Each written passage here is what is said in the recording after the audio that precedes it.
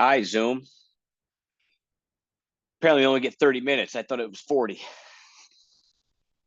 Okay. An immediate part two. Nothing podcast where you will learn nothing. And I also apparently know nothing about Zoom. Weird. Um, Weird. I do want to go through that because you started talking about like I don't know if it's the training. I don't know actually, and I'm a strength coach. I am starting to think sometimes there's a little too many cooks in the kitchen, and that goes across the board. But I think I'm watching people who are just not using common sense. They might be certified to be a strength and conditioning coach, but to train a youth athlete, I think there's got to be a bigger background. And I'm not even speaking on anything in particular. I'm just saying what I've seen. I mean, I've made more mistakes training youth athletes where somebody did get hurt, or I'm like, wait, why are we getting slower? Why are we like we're getting stronger? Why are we not getting better? So I think there is something to it. I think it's something that people should think about for sure. Again, the point of this podcast is to educate in a light way. And like what you're saying is, the parents, you should be listening to you talk. You should be listening to strength coaches talk. And sometimes I don't know if sport coaches are educating themselves, going back to like this continuing education. Are they doing the same thing over and over again? I don't know. Obviously it depends on the situation, the team, the level, all of it. But I haven't seen so many kids be hurt with actual surgeries, and it should be a focus for our entire field. And again, I was just curious on what your thoughts were. I can tell you what my thoughts are is there's a combo of all of it. We've already had two high school athletes come on and talk about just like what the AAU and the travel and the showcase looks like. And one of them even started to rant about like, yeah, it's not it's kind of just pretty much cutthroat, and just because you play in a showcase team doesn't mean anything. Doesn't mean you're going to play college, doesn't mean you're good. It's just the business of the world now. So I think, Oh yeah, yeah, yeah. I Oh, well, think I we think need to right. stay up I to. think like yeah. Sorry to cut you off, but I think like No, go ahead. I guess two sides there, right? Like to be devil's advocate of what you're saying with like training issues and all that. I mean, not every kid is. I mean, a lot of kids don't have a trainer, don't have like real training and Agreed. whatnot. They're just going to practice, playing their games, and that's it. And like, but their practices are every day. Again, 40 years ago, none of these kids had strength coaches and all that. Kids weren't getting hurt the same way. So, is it the pure? Is it sheer volume of how much they're playing now? But yeah, I don't know. Like again, like, I think we say that a lot of like training issues. How many kids are not training?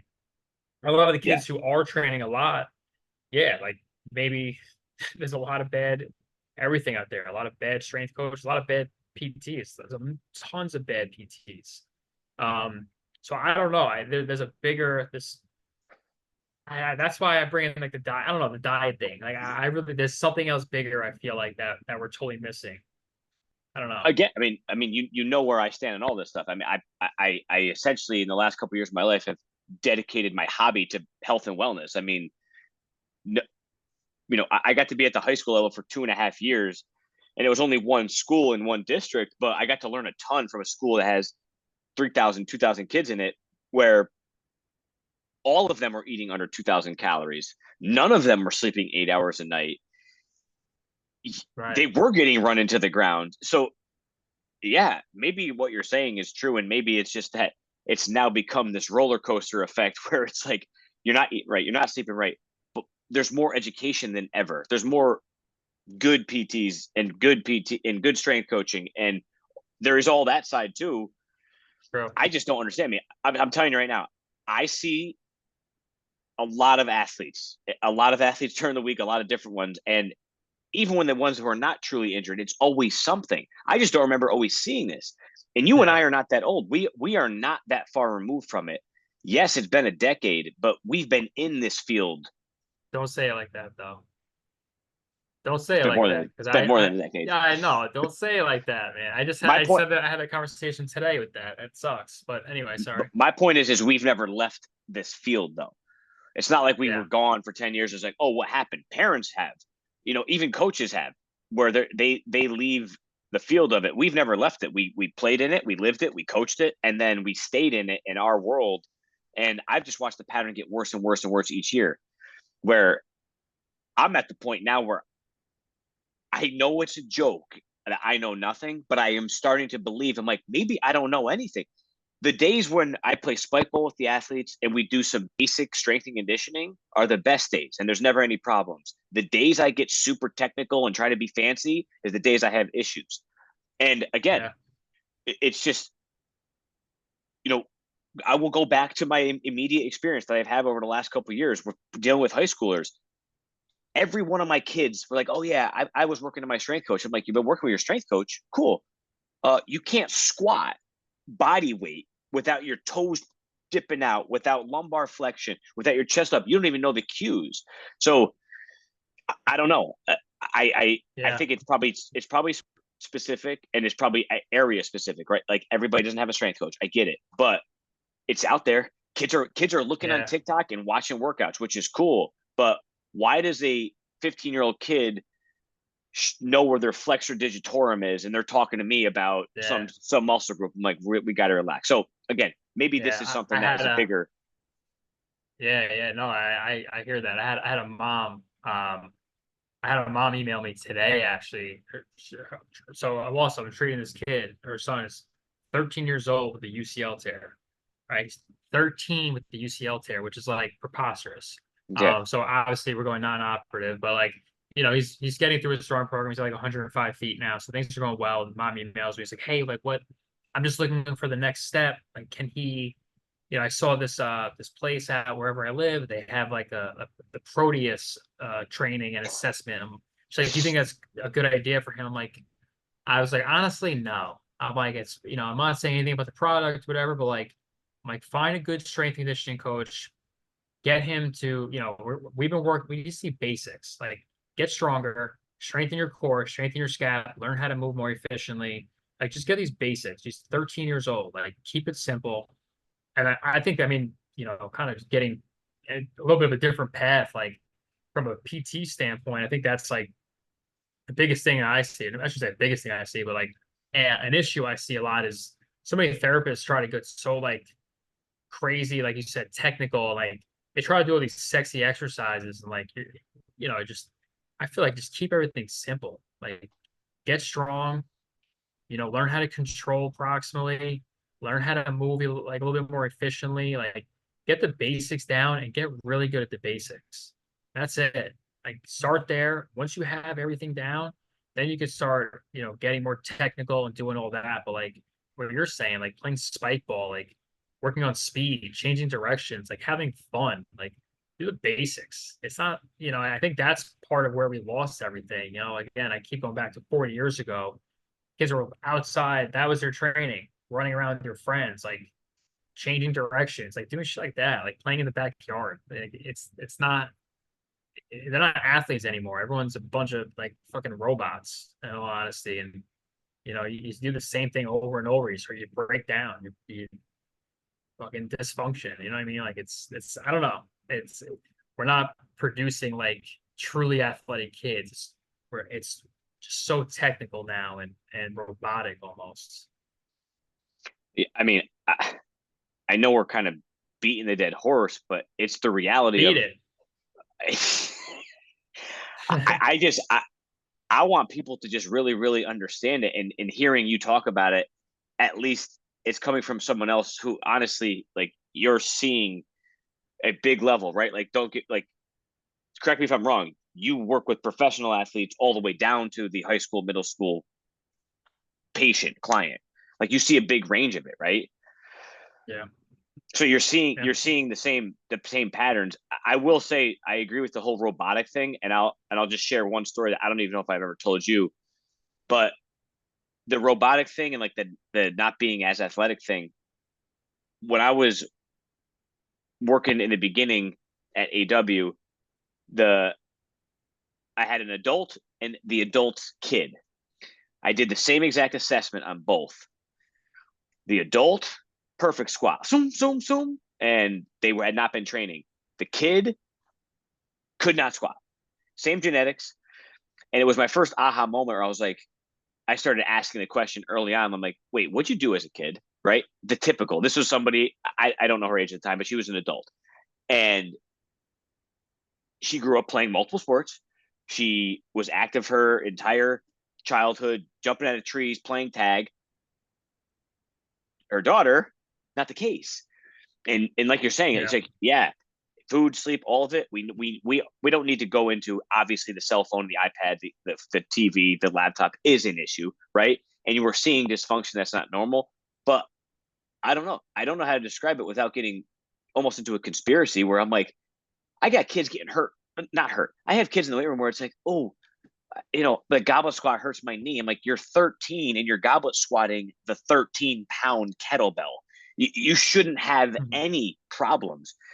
And Mhm. it seems to me like the masses, at least, there's always going to be the elites, but I no longer consider those in my conversation. They're going to be good whether you did strength training with them or not. They might Yeah. be more, resilient to injury because of it, blah, blah, blah.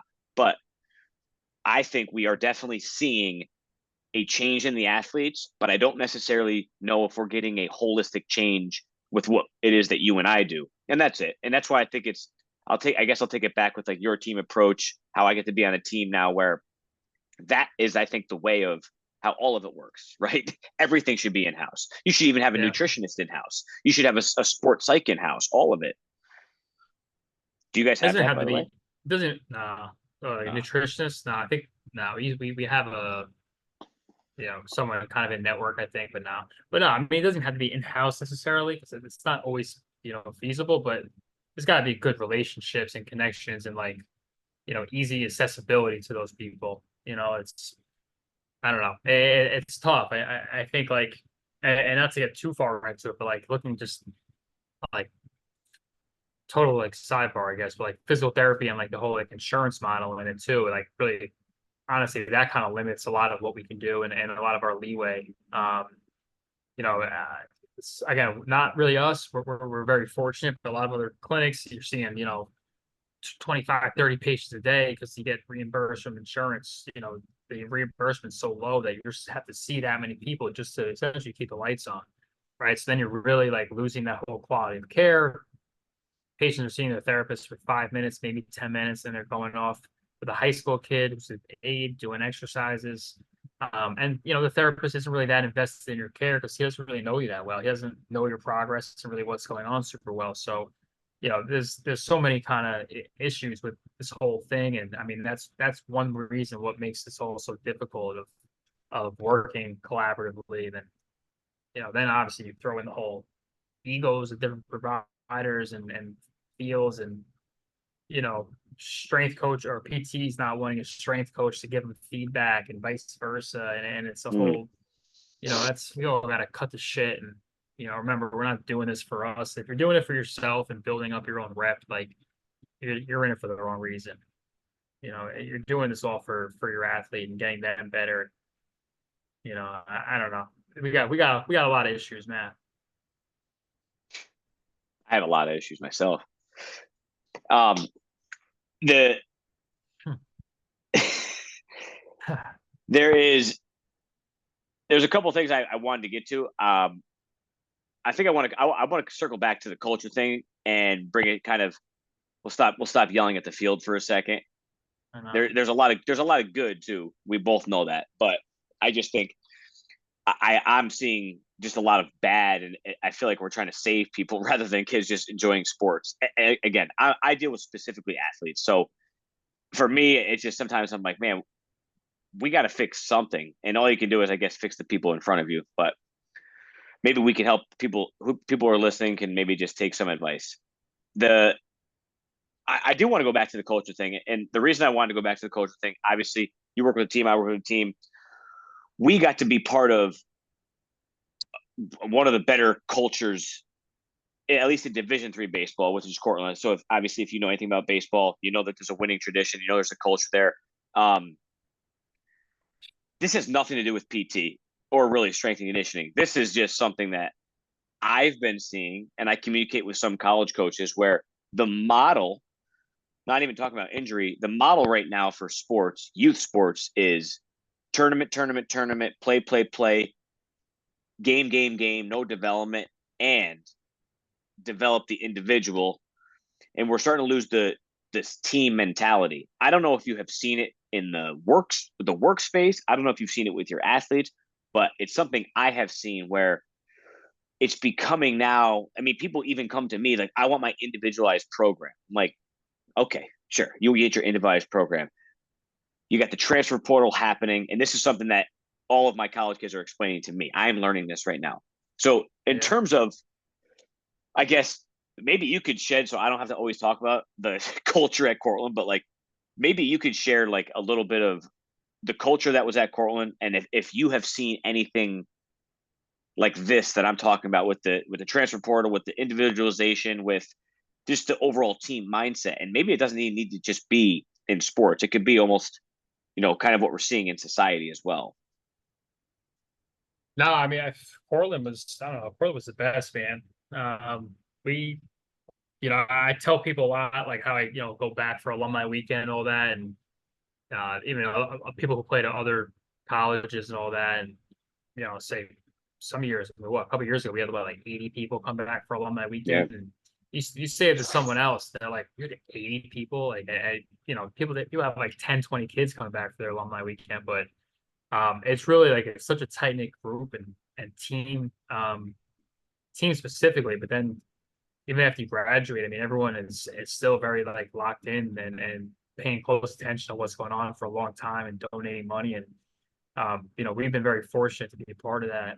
Um, I think that's one thing Coach Brown, I think did a great job is just getting everyone to buy in. And we kind of joked around and messed around with the whole like one team, one goal like motto for all those years, but it's really what it was. Like nothing else really mattered.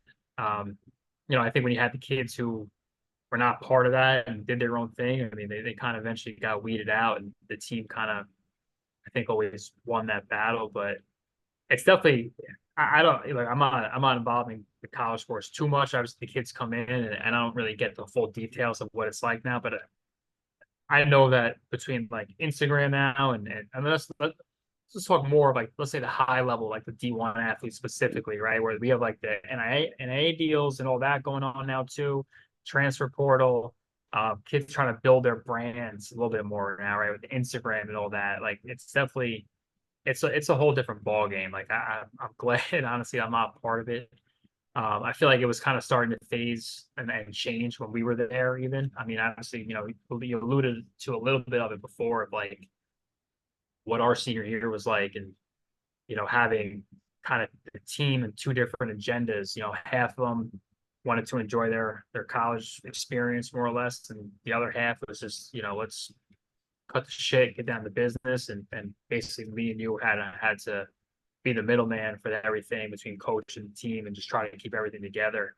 Um, but I think things were kind of changing at that point. But I'm sure it's very me, and you know, do I see it in the workplace? I work with a great team, so luckily no, and that's actually one of the. I remember my job interview. That's one of the questions I got asked was like, what's your experience like working with teams? Are you okay working being part of a team? And I was just like very casual. I was like, I've been on a team my whole life. Like, I don't even know what Right. you're talking Right. about. This is just second nature. I don't know. I didn't play at all. I was a captain because I get it. I don't know what you want me to say about it. And essentially what I said. And I remember like one of the guys that was he was sitting in the interview, like might not be my coworker. He's on my podcast, which by the way, Sports Rehab Lab podcast. Check that out. Shout out Sports Um, Rehab. yeah, come on, what are we talking about? But he was like, dude, I remember asking that question, by the way. That was a great answer. I was like, I didn't even think anything of it. Like, it's just, I guess when you're part of that, when you grow up part of that, you put the team before yourself and know that there's something that's bigger than you. It's just second nature, but I guess it's not all like that anymore. It's all changing. Yeah. And again, I think I'm just bringing it up only because we got to do this as captains, as leaders, as part of a good culture. You were part of a good culture even in high school, right? Like even at Comac, you were part of a good culture. I don't know how York was, but it seems like your whole career you've been kind of part of good cultures. That's a pretty big deal. And I've been part of good cultures too. So it's like when I've been part of bad cultures in the last couple of years, sometimes that's almost confusing. And what my main takeaway and my main message, what I'm trying to say is the core value system right now, at least with our youth, is carrying over into sport. It's carrying over into rehab. It's carrying over into performance where it is me, me, me. You have adults promoting that to kids like it's all about you got to get your individual arm care. You got to get your individual this and individual that, when at the end of the day, Yeah. I still think, and I'm going to have some other people on here who taught me a lot about team, but I remember working out in the weight room at Cortland because I cared about winning a national championship. Same for you. Same for everybody we worked at. Now people are like, oh well, I I didn't get my special squat program today. It's like, yo, it's not about that. And I've had to, Yeah. I don't get to work with teams necessarily right now. Now that I'm not at the high school anymore, but even so, I was watching at the high school level where it's oh, I didn't get playing time, it's over. So again, it's the core Yeah. values Yeah. of all of those things that you and I were growing up on, and maybe we're turning into this the old school people, but I really don't care because there has to be more people speaking the language, and that's why I bring people like you on. It's not just to talk about the PT side of things. It's like there is a bigger picture, like you're saying. It's not just the injury, it's not just the nutrition, it's not just the performance. There is something that is getting lost, and I'm not sure why or if there's anything we can do about it. Yeah, I don't know if there's anything we can do about it, man. I mean, these are the kids that are learning it. Like you said, they're learning it young. If they're not playing, their dad, their parents, are like, hey, you're out. This coach doesn't know shit. Move into a new team, and that's just what it is. If you have a problem, run from it and find something else. Like, don't, I'd say that's one thing, and not to get too much of a tangent, but I think one of I say, I don't know, I don't say one of the better things. But one thing my parents did, my dad specifically, was like, I remember when I was like 15, basically got told from my summer team, like my coach was like, hey, we love you, you're one of the guys, but like you're not going to play much this year. So you can either like find another team, you can be on the team, stick around, like whatever, but like you're not going to play. I stuck around the whole year. Like these are all my friends. I don't want to leave this, these Right. guys I grew up with, guys I played with in high school, all that. So I literally didn't fucking play. Like I went to a game after my like grandfather's funeral, like trying to get some like pity playing time. Literally didn't play. He wasn't lying at all. Like it was fucking crazy actually. Like I literally didn't fucking play. And I just started working my ass off. And like I was just now I'm so fortunate that my dad never said, all right, man, fuck this coach, you're out, Right, right, right. whatever. He let asked me what I wanted to do. I grinded it out. I learned how to work hard. I hit LT every day. I started running and like doing shit like that. I was 15. End of the year comes around. Every now and then I get an at bat. Every time I get in, I hit it hard somewhere. Start getting more and more at bats. But then the year came out, I had the highest average on the team. I played that fall. I batted like 500, something like wild, and that was kind of it. And I think that like was a turning point in my life, honestly, where you start to like, I guess see what hard work like does for you. But yeah, I don't think it's I don't want to say it's not like that anymore because it probably wasn't like that then even at that point. But I'm just fortunate that it wasn't that. I think what happens is you have these young kids who are learning these kind of lessons early now, right? Of like running from your problems or me, and then they get older, and this is why this whole culture is really has changed. And obviously, right, we sound old school, which cool with, but like, yeah, it's alarming though. It's kind of scary because we don't teach accountability anymore, at No. all. And I think it's sad, it's scary. Yeah, and again, I'll try to bring it. I'll try to bring it back just to the things that we do every day. But I can tell you right now, with the accountability piece, this is part of the issue I run into where it's like, yeah, okay, cool. You work out twice a week. Yeah, I work in the private sector. It costs money. That's the world we live in.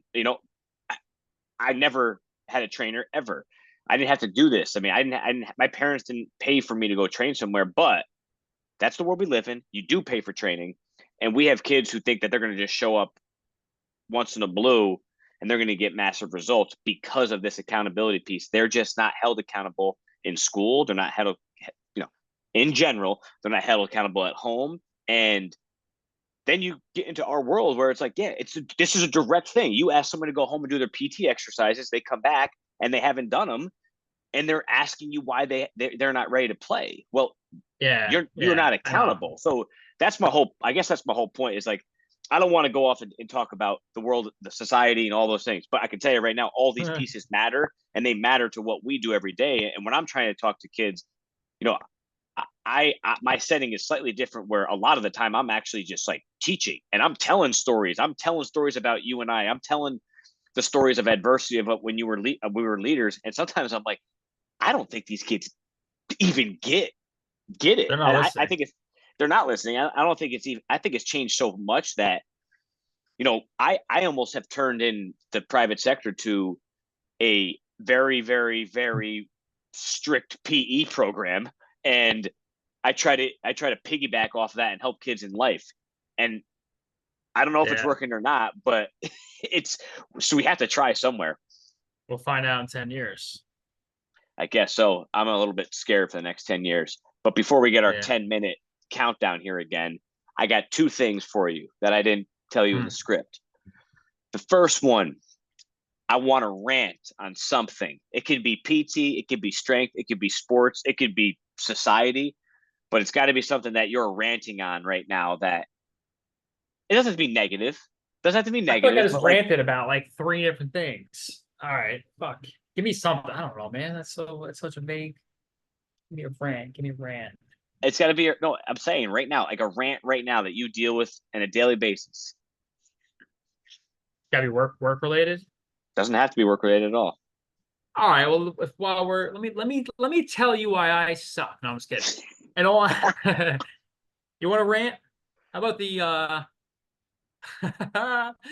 I was gonna talk about fucking flights right now, which is a problem because I think every airplane I've been on or every flight I've had in the last like 2 years has been delayed or canceled. But I don't want to. That's not like a fun. It's not a fun one right now. I got two Help kids. me So I out, won't be on a dude. plane for a long time. So, No, why not? do you want to start with a rave? A rave? Something you're raving about, something that's positive that you've seen in your field, something that is changing it, you know, along the side of Hmm. sports, health, Yeah, I wellness. mean, I think I think the whole like new push for not super new, but the push as of the last however many years for like metrics and all that and real objective data. I really like the direction that's going. Where whatever it is, we have a lot of normative data, whether it's like biodex testing, isoconnect testing. So if we have someone looking to come back from ACL reconstruction, for example, looking at their quad and hamstring torque, their peak torque to body rate ratio, and really kind of seeing how that can lead us to our future decision making. So, like, for example, we want, let's say we have a female athlete, high level athlete, want like their peak torque to body weight ratio to be like a 1.7 before they start jogging, right? So using like numbers like that to determine like what we can and can't do. Maybe we have a using just isometric like a testing with a dynamometer for a baseball player, checking their internal external rotation strength, their grip strength, making sure we're at least like 90% of the other side. Like just things like that. Force plates. I think that's kind of I think what I like where we're going right now. It's something that I'm interested in and trying to learn more about. Because I'd say, I mean, historically, I don't know really shit about it. I one colleague, Billy Maroney, who's on the podcast with us. He's like a wizard with this stuff. So I've learned a lot from him over the last couple of months or even years. Um, but I think that's a big, you know, positive of what's going on. Physical therapy, rehab, and just like return to sport wise. That I'm hoping is real like game changer, at least with what it seems like. For Do you sure. guys do much? Do you guys use like force plates or anything over by you? All of it. I mean, like I Oh, said, good. Yeah. I'm the I mean the staff that I work with is just unbelievable, but they're using all of this stuff, and it is cool to see. It's like, no, they have objective measures. When they say something, it's not just some theory. They're like, no, this is the numbers, this is what we're going by. Yeah. Yeah. And Yeah. I It's mean, not a it's tough to feel thing. debate that. This is what it is, right? And then Correct. you can kind of take again, like if you know what you're looking for in the end, right? What you need to return to play or whatever it is, your endpoint, right? You kind of just working backwards there, so you can kind of make goals throughout the way. Say, hey, 2 months before this, I want to be at this number. 2 months before this, I want to be this one. So at least you can kind of check your bases throughout the process and know exactly where you are. You're not just going into like a testing day blindly, right? It's kind of like we've talked about it in our podcast many times, but like, it's a like return to sport it's not just a testing day. It's a continuum. It's like a continuous kind of process that you're looking at throughout from day one till whenever it is. You're like constantly reassessing where the athlete's at, and I think that's where like a lot of the subjective numbers, why they're important. So, I think that's what I really like, at least what I'll rave about, if you will, Yeah, with what's no, going I mean, on in PT right now. I completely agree. I mean, even in the world of strength training, right? Now I get to pair up with a PT staff, and I know I've told you about this. I mean, but I'm using laser timers daily. I'm using jump mat Yeah, daily. We now have Vald, so we're using Vald. We're using Dynamometer. I mean, we're trying to mesh ourselves together. But like from the performance side, I can tell you right now, I'm like, I have the proof. yeah, It's right here. You showed up yeah. twice. You didn't go. You didn't increase your numbers. Or like for You example, I'll just showed tell you up right now. twice. I have been keeping data more than ever because I have the technology to do so. And I can tell you right now, I've watched kids who are super consistent, and they'll come in for 30 sessions 2 to 3 times a week. Bang, bang, bang. I watch sprint times go down. It's auto. And people are like, "Wow, I can't believe it's going down." I'm Yeah, like, "No, this is what training is. I just have the numbers to prove it." I'm watching vertical yeah, jump numbers go up. Every single person, and I don't have that many in the private sector because I'm still building right now. Every single time people take time off for the most part, and they're not doing their lifts, they're doing all this whatever they do at practice anymore. Always they go down. They in a bad yeah, way. They're either their times are going up in the 10 or in their sprints, and their jumps go down, and they don't know why. I'm like, guys, it's right in front of you. What do you mean?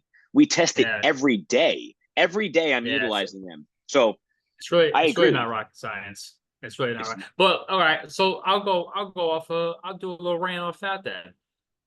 Fucking people not. excellent. I don't know how much I can like curse and shit, but we're going. But I mean, I say that exactly. Like people not being accountable, not doing what they're supposed to do on their own, right? Like from a Yeah. PT standpoint, I'm seeing kids twice a week. I'm never doing 3 times a week, really ever, because you have to do your shit on your own, straight up. Yeah. Half the time you're gonna run out of PT visits, especially if this is like a longer rehab, ACL reconstruction or like UCL reconstruction. So I'm gonna see you twice a week. You're gonna do your shit on your own. I'm going to see you for a total of maybe 2 hours a week in those sessions. You're not going to be here for 3 hours. We don't have time. We don't have space in the clinic for that. Right. So you're responsible for doing this on your own. If you're not doing your stuff on your own, this shit takes literally, this is 2% of your week if you break down the hours, Right. something Right. like that. It's nothing. Right. So what are you doing in the other 98% of your week?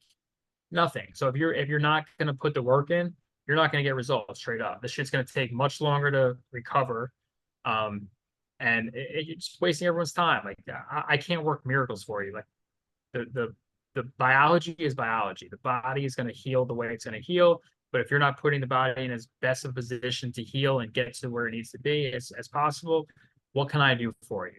Straight up. There's my I rant. no, I completely agree with you. I just got through talking to my college group the other day. Go, guys, I'm not here to hold your hand. It's a little different than your field. Like you literally have to do you have to do certain things. But for me, I'm like, no, no, no, no, no, no, no. You have to show up. And my program is a guide. I'm here to guide you. Make sure you're doing things right and make sure that, I'm making sure you're not going to be getting injured in here. But the accountability is on you. Like Yeah. but if we're going to keep treating our athletes as their professional athletes in high school, then that's how you have to get treated in the rehab setting and in the performance setting. So I completely agree. I love the rant. I got one more Good thing. rant. Loved it. Love All the right. rant. Love the All rave. right. I agree with both of All them. right. All right, buddies. You got it could be one or two things. You're telling up and coming kids who want to be a PT, want to play college baseball. You have to give them some kind of advice. It could be both related to sport or just in life. Hmm. Sport or life? It could be anything. It's just advice to the young population of athletes, but just in kids too. Yeah. I don't know. I guess like trust yourself. Like I think that's something for me. I doubted myself in a lot of things, and I kind of like didn't think highly of myself. Not like in a depressive way, right? But like I didn't see myself, whatever, going to high places and whatnot. I just kind of always saw myself as like average almost, you know. And I think when you get away from that and you almost like speak things into existence, you could say, or like just truly like believe that you could do bigger things or like trust what you're doing. Um, what am I trying to say here? I'm kind of losing my chain.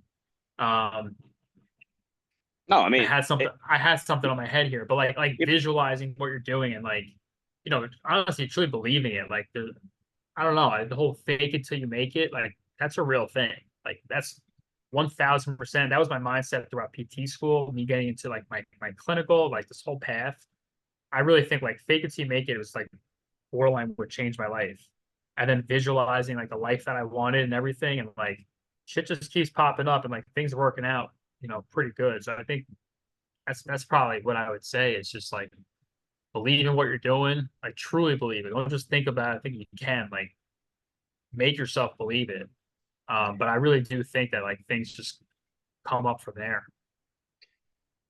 I think you're I think you're 100% right, but I don't think people understand how much work you've put into your own mindset and all the things you've done to be able to make that statement. So I wasn't going to ask it, but I will. Like, is there a book? Because I know you have given me books. I mean, Rob has literally bought me two books. I'm reading one right now that have changed the way I think about a lot of things, and I'll go back and forth. But I don't want to put books in your in your mouth right now of like what you're going to say. So, like, is there a book that you think someone can read to start that process of, because we could just say, oh yeah, you got to believe in yourself, but how? You know what I mean? Like, I didn't know how to do that. You didn't know how to do that. Like, you've taught yourself and Yeah. you've trained yourself. So is there a book that you could leave everyone with that you think is a good read? I can't give one. I feel like I had to look at like my shelf to see what sticks out. But I You think for could give a one, couple. I'm gonna give a couple. So one, obviously, I mean, I bought you The Alchemist. That's like my favorite book, and I think that's just like one, just honestly like believing in like that there's like kind of a journey for you and a path, and like trusting the process more or less. The Alchemist by, was it Pablo something, Yeah, something like yeah. that. That book's incredible. Uh, Asking It Is Given by Esther and Jerry Hicks was good. I think that's, if you heard of The Secret, it's kind of like the same idea as that, Law of Attraction, a little bit more in depth, in my opinion. I like that one a lot. Kind of a dumbed down version of all that was it's a book written by the rapper Russ. Uh, what's it called? What's it called? I don't remember what it's called, but it's a yellow book. Um, but it's I don't know, but it's the same idea. It's kind of like Asking Is Given. It's a law of attraction, but a little bit more dumbed down, simple version. But I think those are three pretty good ones right there that I think kind of helped get me into like the mindset of kind of where I'm at now. I love it. It's just, I think it's always a good message that people understand that you didn't just appear as one of the better PTs, and you didn't get to all these spots because it happened overnight. Like, you worked at this, you've battled that adversity, you've been part of good cultures, but at the end of the day, yeah, you started to believe in yourself because you have worked at your mindset, and every day you take it into your real world. And I know you and I talk about it all the time. We got less than a Yeah, minute, so I want to say thank you. Uh, this is definitely not our last podcast. We're gonna have several more. Maybe I'll be able to figure yeah. out Zoom next time. So everybody, Dr. Rob Andrews, this is the Don't I say Know Nothing doctor. podcast.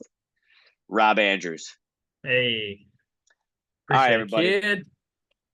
Past my bedtime. Yeah. Peace out. How do I end this thing? Uh,